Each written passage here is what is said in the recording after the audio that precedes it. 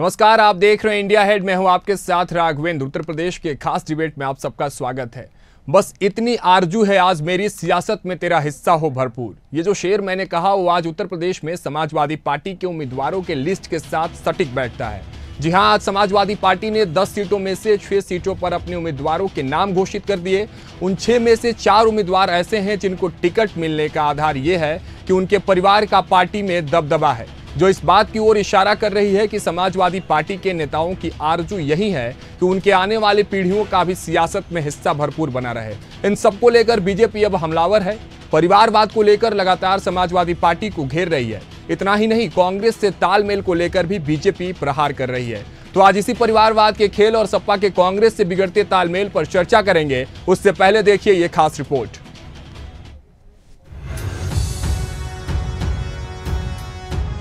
उत्तर प्रदेश में 10 सीटों पर उपचुनाव के लिए आज समाजवादी पार्टी ने जब 6 सीटों पर अपने उम्मीदवारों के नाम घोषित किए तो यूपी के सियासी गलियारों में फिर से एक बार परिवारवाद की गूंज सुनाई दी। समाजवादी पार्टी के इन 6 उम्मीदवारों वाली लिस्ट का जब आप अवलोकन करेंगे तो नजर आएगा कि 6 में से 4 सीटों पर समाजवादी पार्टी ने जिन उम्मीदवारों को टिकट दिया है उनके परिवार का रिश्ता समाजवादी पार्टी से पुराना रहा है। करहल, सीसामऊ, फूलपुर, मिल्कीपुर, कटेहरी और मझवा विधानसभा के लिए समाजवादी पार्टी ने उम्मीदवार घोषित किए हैं, जिसमें अगर फूलपुर और मझवा को छोड़ दिया जाए तो 4 सीटों पर परिवार के ही प्रत्याशियों का दबदबा नजर आएगा। अब एक एक सीट की दावेदारी तफसील से समझते हैं। करहल से तेज प्रताप यादव को मैदान में उतारा गया है। तेज प्रताप अखिलेश के भतीजे हैं, मैनपुरी से सांसद रह चुके हैं और लालू यादव के दामाद भी हैं। नसीम सोलंकी को सीसामऊ से मैदान में उतारा गया है, जो कि इरफान सोलंकी की पत्नी है। इरफान खुद 3 बार सीसामऊ से विधायक रह चुके हैं। सपा की पारंपरिक सीट मिल्कीपुर से सपा सांसद अवधेश प्रसाद के बड़े बेटे अजीत प्रसाद को चुनाव में उतारा है। वहीं कटेहरी से शोभावती वर्मा मैदान में है, जो अम्बेडकर नगर से सपा सांसद लालजी वर्मा की पत्नी है। गौर फरमाया जाए तो ये 6 सीटों में से 4 सीटों से परिवारवाद की खुशबू तो आ ही रही है, जिस पर नए नवेले चेहरे को प्रकाशित किया गया है। हालांकि इन सब के बीच समाजवादी पार्टी और कांग्रेस के बीच तालमेल भी बिगड़ते नजर आया। कांग्रेस ने जिन 5 सीटों की दावेदारी पेश की थी उसमें मझवा और फूलपुर की सीट शामिल थी, लेकिन दोनों सीटों पर समाजवादी पार्टी ने अपने प्रत्याशी उतारकर कांग्रेस को टाटा बाय बाय कह दिया। अब इन दोनों मुद्दों को लेकर बीजेपी समाजवादी पार्टी को लगातार कटघरे में खड़े कर रही है। हरियाणा चुनाव जीतने के बाद वैसे ही बीजेपी में उत्साह का बाढ़ है, पर परिवारवाद और कांग्रेस के साथ सपा के कलह पर बीजेपी हावी है। हरियाणा के चुनाव परिणाम के बाद से समाजवादी पार्टी के नेता और प्रवक्ता जिस तरह से कांग्रेस की आलोचना कर रहे हैं, उससे स्पष्ट हो रहा है कि गठबंधन में गांठें बहुत गहरी पड़ गई है। वैसे भी समाजवादी पार्टी का पुराना ट्रैक रिकॉर्ड है कि जिसके साथ भी गठबंधन एक चुनाव में करते हैं, अगले चुनाव से पहले ही गठबंधन तोड़ देते हैं। और इस तरह से उन्होंने फूलपुर को लेकर के, मझवा को लेकर के अपने कैंडिडेट डिक्लेयर कर दिए हैं। ये स्पष्ट है कि अब सपा और कांग्रेस का गठबंधन ठीक नहीं है। समाजवादी पार्टी उनके साथ अब अपमानजनक व्यवहार करेगी, जैसा अपमानजनक व्यवहार कांग्रेस पार्टी ने हरियाणा में अखिलेश यादव जी के साथ किया था। लेकिन वो गठबंधन करे या ना करे, भारतीय जनता पार्टी अपने गठबंधन के साथ बहुत मजबूती के साथ तैयार है। हमें हरियाणा में जिस तरह का आशीर्वाद मिला है, उससे कार्यकर्ताओं का आत्मबल और बढ़ा है। हम उपचुनाव में सभी की सभी सीटों पर राष्ट्रीय जनतांत्रिक गठबंधन के प्रत्याशी जीत हासिल करेंगे। लोकतंत्र में सभी राजनीतिक दलों को इस बात की स्वतंत्रता होती है कि वो चुनाव में अपने प्रत्याशी का निर्णय करें, उसका नेतृत्व प्रत्याशियों के बारे में निर्णय करें। लेकिन जिस तरह से समाजवादी पार्टी एक कुनबे, एक परिवार की पार्टी होकर रह गई है, ठीक उसी तरह से ये प्रत्याशी घोषित हुए हैं, चाहे करहल को देखिए, कटेहरी को देखिए, मिल्कीपुर को देखिए या सीसामऊ को देखिए, सब जगह करीब करीब परिवार के ही लोगों को समाजवादी पार्टी के मुखिया ने प्रत्याशी बनाया है।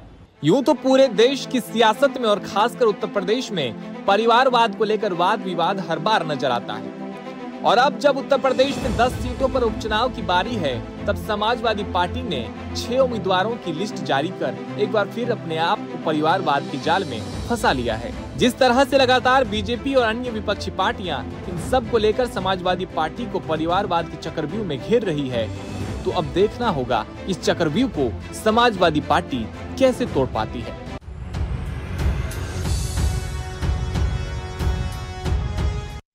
तो तो देखिए, ये पूरी रिपोर्ट थी जिस तरह से समाजवादी पार्टी ने आज उत्तर प्रदेश में उपचुनाव को लेकर अपने 6 प्रत्याशियों की लिस्ट जारी की, जिसके बाद अब तमाम दोनों पार्टियों में हलचल तेज है। एक तरफ जहां भारतीय जनता पार्टी ये आरोप लगा रही है कि इन 6 में से जो 4 उम्मीदवार हैं वो कहीं ना कहीं परिवारवाद के जरिए समाजवादी पार्टी में कब्जा हासिल करने के लिए सामने आए हैं। तो चलिए इन तमाम सवालों का जवाब लेंगे, इसी विषय पर आज चर्चा करेंगे। समाजवादी पार्टी की तरफ से अशोक तिवारी मोर्चा संभालने के लिए सपा प्रवक्ता मोर्चा जुड़ चुके हैं, साथ ही अनूप पांडे जी बीजेपी प्रवक्ता मोर्चा जुड़ चुके हैं। सर, दोनों का बहुत बहुत स्वागत है पहले इंडिया हेड पर। नमस्कार। चलिए शुरुआत करते हैं। अशोक तिवारी जी, आपका रुख करेंगे क्योंकि जिस तरह से आप लोगों की कहीं ना कहीं अब उस आदत में एक बात हो गई है कि चर्चा में रहना है। आज समाजवादी पार्टी ने 6 उम्मीदवारों की लिस्ट जारी की, जिसके बाद अब बौखलाहट जो है सियासी गलियारों में उत्तर प्रदेश के साफ तौर पर देखा जा रहा है। परिवारवाद का जो तगमा है फिर से लगते आ रहा है। 6 में से 4 प्रत्याशी परिवार के दबदबा होने की वजह से मैदान में उतरे हैं। क्या कुछ इस पर प्रतिक्रिया होगी आपकी? देखिए राघवेंद्र जी, उससे बड़ी बात है कि जो प्रत्याशी जहां से जीत सकता है उसे वहां से उतारा जाता है। परिवार का कोई लेना देना है नहीं किसी भी चीज से, क्योंकि परिवारवाद को जनता कुछ मानती ही नहीं है। जनता समझती है जहां जिसको जन समर्थन जिस तरफ होता ऐसे प्रत्याशी को मैदान में उतारा जाता है। सभी पार्टियां उतारती हैं, कोई हम ही नहीं उतारते हैं, सब पार्टियां उतारती हैं। ऐसे प्रत्याशी को उतारती हैं जो कि अच्छा जनमत प्राप्त कर सके। तो वो हमने भी किया है। रही इस बात की 6 प्रत्याशी उतारने की, अब चुनाव नजदीक है, चुनाव सर पर है, किसी भी समय घोषणा हो सकती है चुनाव की। ऐसे समय में प्रत्याशियों को उतारा जाना बिल्कुल स्वाभाविक है और उतारा गया है। अभी आने वाले समय में 4 प्रत्याशियों की बात है, वो भी निर्णय हो जाएगा।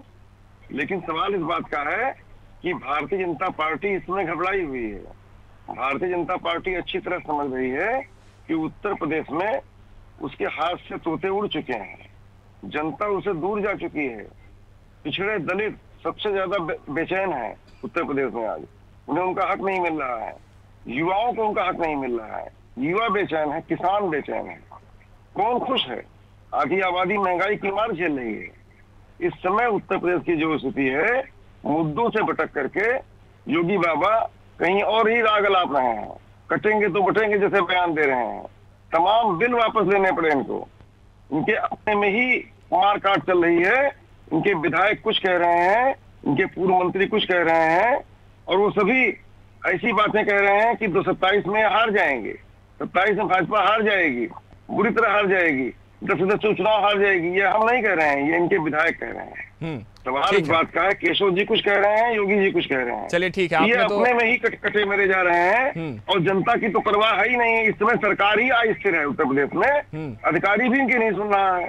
बलात्कार की बाढ़ आ गई है, पूरा प्रदेश संभल नहीं रहा है इनसे। ऐसे हालात में ठीक है 27 ठीक है अनूप पांडे जी से इस पर प्रतिक्रिया लेते हैं। अनूप जी देखिए, ठीक है, लिस्ट तो समाजवादी पार्टी ने निकाली, स्वतंत्र हैं सभी लोग, सभी पार्टियां स्वतंत्र है, किसको कहां से चुनाव लड़ाना है ये तो पार्टी तय करेगी, और सभी पार्टियां और ये देश स्वतंत्र है, लोकतंत्र में सबको इसकी इजाजत है। फिर खलबली आपके पार्टी के भीतर क्यों मच जाती है कि 6 में से 4 को दे दिया, परिवारवाद का तगमा लगा दिया आपने, और तमाम जो अभी आरोप लगा रहे थे आपकी सरकार पर, उसका मैं जवाब चाहता हूं कि आप दे दें। अनूप पांडे जी देखिए, भारतीय जनता पार्टी बहुत घबराई हुई है, बहुत परेशान और बहुत चिंतित भी है, और भविष्य को लेकर चिंतित है, क्योंकि भारत का भविष्य को भी संवारना है, देश को भी बचाना है, राष्ट्र को भी मजबूत करना है, भारत को आगे लेके जाना है। समाजवादी पार्टी के पास कोई विचारधारा नहीं है, न इनके पास कोई विकास का रोड मैप है। इनको किसी तरीके से सत्ता चाहिए, और चाहे वो परिवारवाद का सहारा हो, चाहे वो अपराधियों का सहारा, चाहे वो आतंकवादियों का सहारा, चाहे वो रोहंग्या का सहारा हो, रोहंग्या मुसलमानों का सहारा जो पास से आ रहे हैं, बांग्लादेशियों का सहारा हो, तो इनको सहारा चाहिए। लेकिन भारतीय जनता पार्टी एक लोकतांत्रिक पार्टी है, परिवारवादी पार्टी नहीं है। यहाँ पे विचार लोग रखते हैं, जो सही विचार आते हैं क्षण के, उसको लागू किया जाता है। जहाँ तक रह गया सवाल, हरियाणा में इंडी गठबंधन के लोगों को अपना आईना बार बार देखना चाहिए, क्योंकि जिस तरीके से इंडी गठबंधन भारतीय जनता पार्टी के ऊपर हमलावर था, हरियाणा की जनता ने उसका जवाब दे दिया, और आगे भी हरियाणा की जनता जवाब देती रहेगी जब तक तीसरी बार प्रचंड बहुमत के साथ सरकार आई। इन लोगों ने जिस तरीके से पहलवानों को लेकर के साजिश किया, सरकार को बदनाम करने की कोशिश किया, इंटरनेशनल स्तर पर राहुल गांधी, हरियाणा का चुनाव चल रहा था, अमेरिका में जाकर भारत के खिलाफ जो साजिश रचने के काम किए, हरियाणा के लोगों ने पहचाना और पूरे देश के लोगों में इसकी चर्चा।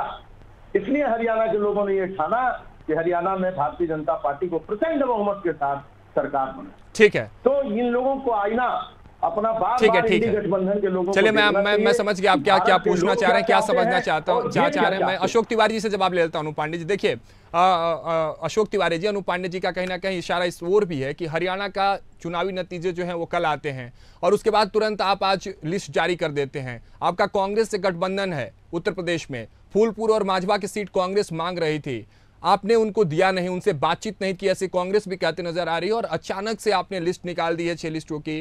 कैसे गठबंधन धर्म पर भी एक बड़ा सवाल है कि आखिर कैसे अब इसको आप आगे साझा करते नजर आएंगे? देखिए राघवेंद्र जी, गठबंधन धर्म निभाना हमारे राष्ट्रीय अध्यक्ष माननीय अखिलेश यादव जी से ज्यादा कोई नहीं कर सकता।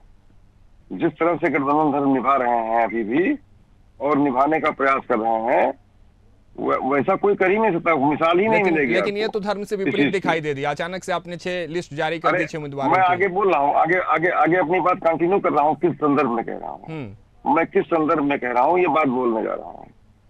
सच्चाई ये है कि राष्ट्रीय पटल पर आज राष्ट्रीय अध्यक्ष माननीय अखिलेश यादव जी का कद इस कदर बढ़ा है क्योंकि उत्तर प्रदेश से हम ही वो पार्टी है जिसने जो है भारतीय जनता पार्टी को अपनी सरकार बनाने से रोका है। आज एनडीए की सरकार अगर है केंद्र में तो हमारे राष्ट्रीय अध्यक्ष माननीय अखिलेश यादव जी की मेहनत की बदौलत है, उनके लोकप्रियता की बदौलत है। उन्होंने जिस तरह से पीडीए का आह्वान किया और पीडीए ने बढ़ करके हमें हमारा समर्थन किया, यहाँ तक कि पीडीए में अगड़े भी शामिल हैं, उन्होंने भी समर्थन किया।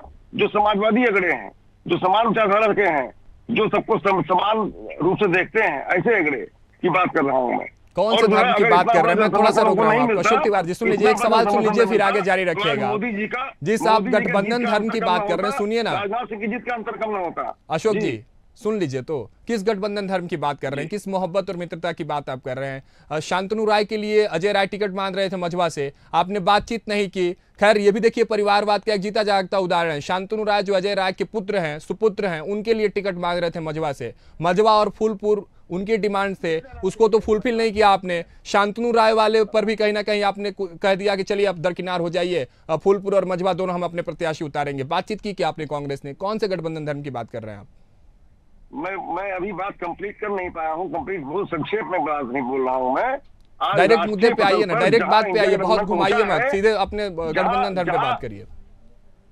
राष्ट्रीय पटल पर जहां तक इंडिया गठबंधन पहुंचा है, जो ताकत बनी है, वो हमारे राष्ट्रीय अध्यक्ष माननीय अखिलेश यादव जी की लोकप्रियता से बनी है। आज पूरे देश में पीडीए गूंज रहा है, भाजपा डरी हुई है तो पीडीए डरी हुई है। और ये जनगणना की बात जो है, वो जनगणना की बात जो जाति जनगणना की बात है, आज हमें अच्छा लगता है कि राहुल गांधी जी भी उस बात को कहते हैं। हमारे राष्ट्रीय अध्यक्ष जी ने ही उठाया है। हमारा जो है समाजवादी पार्टी का गठन ही इसलिए हुआ है कि सामाजिक समरसता बनाई जाए, सामाजिक न्याय की बात हो। आज सामाजिक न्याय की बात अगर कांग्रेस कर रही है तो राष्ट्रीय गठबंधन में होने की वजह से और इंडिया गठबंधन की होने की वजह से आज समाजवादी पार्टी की राह पर चलने का प्रयास कर रही है, अच्छा काम कर रही है। हम खुश हैं इससे। सवाल इस बात का है, हरियाणा में चुनाव हुआ, हरियाणा में कांग्रेस को अपनी जो है समीक्षा करनी पड़ेगी। हरियाणा का माहौल जीतने का माहौल था, वहां पर भाजपा बैकफुट पर थी, बुरी तरह से हारने जा रही थी। अब क्या हुआ, कैसे हुआ, संभाल क्यों नहीं पाए, इसकी वो समीक्षा करेंगे आपस में बैठ करके। इंडिया गठबंधन में भी समीक्षा होगी इस बात की, क्यों हारे। सवाल इस बात का है कि जो है ऐसे आसान नहीं होता है कोई गठबंधन चलाना, बहुत बड़े दिल से काम लेना पड़ता है। ठीक है अनूप पांडे जी, अनूप पांडे जी सुन रहे हैं कब से, मैं चाहता हूं कि आपकी प्रतिक्रिया हो जाए इस पर। अनूप पांडे जी क्या कुछ कहेंगे इस पर? देखिए, इंडी गठबंधन किसी विचारधारा को लेकर नहीं हुआ। इंडी गठबंधन के पास अपनी कोई आइडिया नहीं है। इंडी गठबंधन में जितने दल हैं, एक तो सब भ्रष्टाचारी हैं, सब परिवारवादी हैं, और कोई न कोई मुख्यमंत्री रहा है, 10-10 साल लोग सत्ता में रहे हैं। इन लोगों के पास कोई भारत को विकसित करने का कोई संकल्प नहीं है। भारत कैसे मजबूत होगा, सामाजिक समरसता कैसे मजबूत होगी, देश कैसे तरक्की करेगा, इसका कोई रोड मैप नहीं है। तो ये अवसरवादी लोग हैं। मजबूरी में जब इन लोगों को मुसीबत आती है तो ये लोग एक हो जाते हैं, फिर ये आपस में लड़ते हैं। इनका इतिहास रहा। काश की हाड़ी, अभी तिवारी साहब बोल रहे थे कि अखिलेश यादव जी की आंधी चल रही है, तूफान चल रहा है, तो काश की हाड़ी एक बार चलती। संविधान और जाति जनगणना की आड़ लेकर के, झूठ बोल करके, फरेब करके बीते हुए लोकसभा के चुनाव में जो ये लोग कर गए, अब दोबारा उत्तर प्रदेश की जनता उस जाल में फंसने वाली नहीं। भारतीय जनता पार्टी जिस तरीके से हरियाणा में प्रचंड बहुमत के साथ परचम लहराया, सारे हिंदुस्तानियों का दिल और सीना फूल गया, चौड़ा हो गया, उसी प्रकार से उत्तर प्रदेश के अंदर योगी आदित्यनाथ जी के नेतृत्व में सभी संगठन लग करके यह सभी उपचुनाव प्रचंड बहुमत से जीतेंगे और समाजवादी पार्टी को हाशिए पे जाना पड़ेगा। ये परिवारवादी पार्टियां कभी देश का हित नहीं कर सकती। ये परिवारवादी लोग, ये जातिवाद का आड़ लेकर के पीडीए का नारा देने वाले लोग, ये खोखले लोग कभी भारत के विकास में सहयोग नहीं कर सकते। इस बात को पीडीए के भी लोग जानते हैं, गरीब लोग भी जानते हैं, अगड़े भी जानते हैं, पिछड़े भी जानते हैं।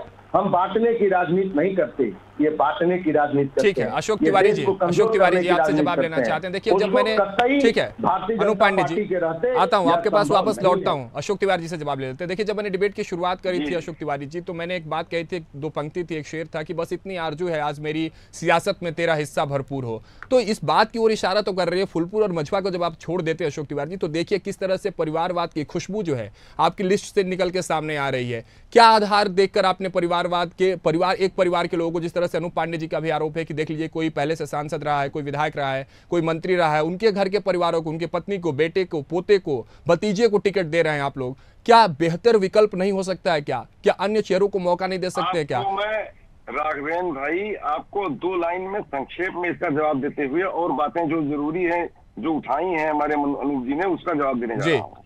जो बातें उठाई है उसका 2 लाइन में आपकी बात का जवाब पहले दे देता हूँ।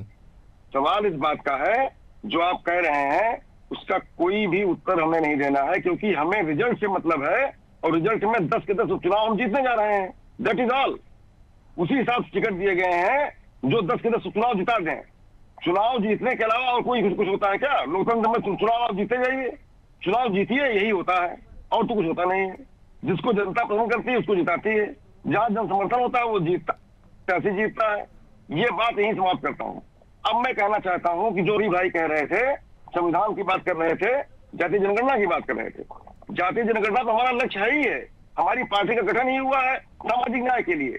और सवाल इस बात का, तक आपने आरक्षण की बात कही है, आरक्षण की तो चर्चा होती है, आए दिन चर्चा होती है। अनूप जी सुन रहे हैं, आप बड़ी मुस्कुरा भी रहे हैं।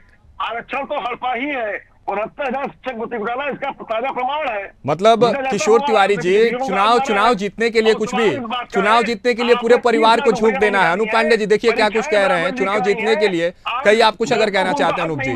सरकारी नौकरियों का अभाव हो गया, कोटा पड़ गया है, सरकारी नौकरियां है ही नहीं। आपने अनूप जी मंद मुस्कुरा रहे हैं, कुछ चल रहा है भीतर आपके? क्या बचा है, क्या बचा है? तिल मार रहे हैं करके आपने जहां पर जो है भर्ती होनी होती है वहां पर। अनूप जी सुन लीजिए, कह रहे हैं कि चुनाव जीतने के लिए पूरे परिवार को मैदान में उतार देंगे। आप डायलूट कर रहे हैं, आरक्षण को हड़प रहे हैं, आरक्षण का डायलूशन कर रहे हैं। ये समाज देखता है और पिछड़ा समाज भी देखता है, दलित समाज भी देखता है। वो आपके चक्कर में आने वाला नहीं है। दलित समाज पूरा का पूरा समाजवादी पार्टी के राष्ट्रीय अध्यक्ष माननीय अखिलेश जी के साथ में है और पिछड़ा समाज भी है। और पिछड़ा समाज में दायरा हमारा बड़ा है। तमाम पिछड़े समाज के लोग जो अरे एक एक करके बोलिए महाराज।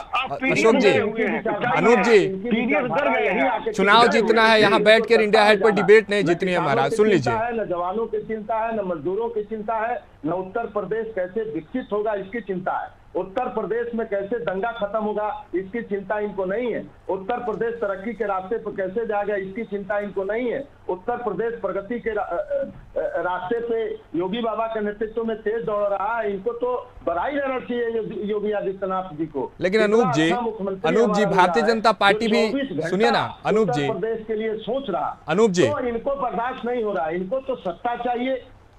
सुनिए ना मिले अनूप जी, भारतीय जनता पार्टी भी इस परिवारवाद के मामले पर दूध की धूली तो है नहीं, आप भी बेहतर जानते होंगे और हमसे तो बेहतर जानते होंगे। बिल्कुल, मेरे प्रधानमंत्री जी, हमारे प्रधानमंत्री जी ने लोकसभा के अंदर सभी बातों का जवाब दिया। अगर आपको याद होगा, परिवारवाद का मतलब चाबी एक आदमी के हाथ में हो, जो खोले और बंद करे, जिसको मन करे टिकट दे, जिसको मन करे पार्टी से। किसके ओर इशारा कर रहे हैं? वहाँ उसके किसके ओर इशारा कर रहे हैं जी? उसका लड़का प्रदेश का अध्यक्ष रहे, उसका भाई जो है महासचिव रहे, सब कुछ। तो ये समाजवादी पार्टी का स्ट्रक्चर है। ये जैसे लालू यादव जी के पार्टी का स्ट्रक्चर है, जैसे शिबू सोरेन के पार्टी का स्ट्रक्चर है, जैसे उद्धव ठाकरे के पार्टी का, इस पार्टी का स्ट्रक्चर है। तो ऐसी पार्टियां राजनीति से परे भी परिवारवाद का जो बड़ा उदाहरण है अनूप जी, वो भारतीय जनता पार्टी पेश कर रही है। सुनिए ना, परिवारवाद, मेरी बात ही नहीं सुनते हैं आप। जो खिलाफ बोला पार्टी से बाहर कर दिया। अरे हमको सुन लीजिए, हम प्रवक्ता नहीं है, मेरी बात सुनिए, सवाल सुन लीजिए। सुनिए ना अनूप जी, सवाल सुन लीजिए। भारतीय क्रिकेट बोर्ड को चलाने वाला कौन है? अमित शाह के सुपुत्र हैं जय शाह। क्या क्वालिफिकेशन थी उनको? बैठा दिया गया उतने बड़े पद पे, तो इन्होंने 4 सीट दे दिए, तो फिर क्यों आपके मालपुए से जलन आ रही है? वो गैर पॉलिटिकल संगठन है, वो राजनीतिक संगठन नहीं है, वो गैर पॉलिटिकल संगठन है। वहाँ उसकी एक प्रक्रिया है चुनाव की, उस प्रक्रिया के तहत हुआ। बिना प्रक्रिया का तो कोई हो ही नहीं सकता। लेकिन इनके यहाँ जो पॉलिटिकल पार्टियों की जो प्रक्रिया है, उस प्रक्रिया में कहीं फिट नहीं होती।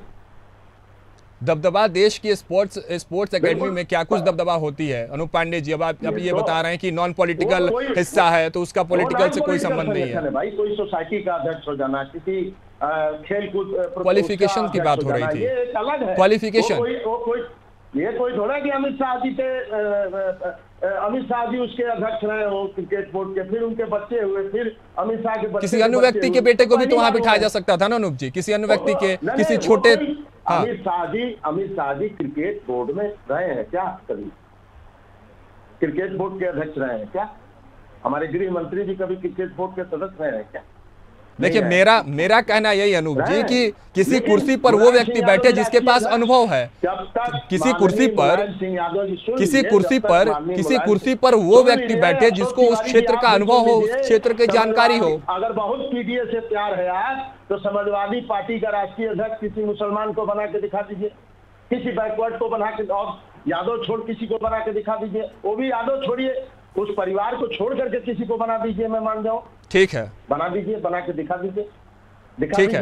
उत्तर प्रदेश अशोक तिवारी जी, देखिए बड़े आरोप हैं। तो किसी मुसलमान, ठीक है अनूप जी, जवाब ले लीजिए ना अशोक तिवारी जी से।